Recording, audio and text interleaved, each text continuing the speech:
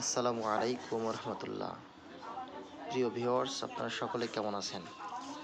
আমিও ভালো আছি আপনার দোয়ায়, আলহামদুলিল্লাহ। আপনারা জানেন, আসন্ন ত্রয়োদশ সংসদ নির্বাচনের জন্য নির্বাচন মাঠে পুরোদমে প্রচার প্রচারণা চলছে। সেখানে যে প্রার্থীর পক্ষে আছে সে তার প্রার্থীর পক্ষেই প্রচার প্রচারণা চালাচ্ছে। এটা অবশ্যই ভালো দিক, খারাপের কিছু নাই।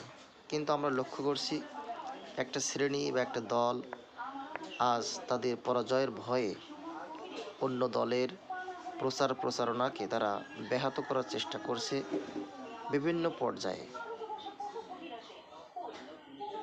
মানুষের এই গণমুখীর দাবিকে যারা বন্ধ করার চেষ্টা করছে, আমি মনে করি তারাও শেখ হাসিনার পথে পদযাত্রা শুরু করেছে।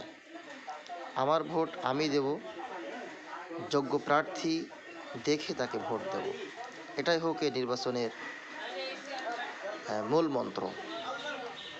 আমার কাছে ভোট চাওয়ার অধিকার আমার ভিন্ন মতাদর্শী যারা আছে তাদের সকলে আছে, আবার আমার ভিন্ন মতাদর্শী যারা আছে তাদের কাছে ভোট চাওয়ার অধিকার আমার আছে। এটা আমাদের গণতান্ত্রিক অধিকার। এখানে বাধা দেওয়ার কিছু নাই।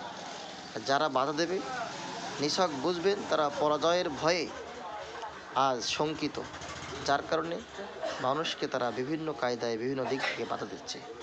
তবে সকল কাছে আহ্বান থাকবে এই যে আসুন, বাধা নয়, সকলকে উন্মুক্ত করে দিই। যে যাকে পছন্দ করে, যে ব্যক্তিকে পছন্দ করে তাকে ভোট দিক, তাকে বিজয় করুক। আমরা সকলে তার পিছনে সহযোগিতার সাথে হাত বাড়িয়ে আগামী রাষ্ট্র বিনির্মাণে সহযোগিতা করি। আসসালামু আলাইকুম রহমতুল্লাহ।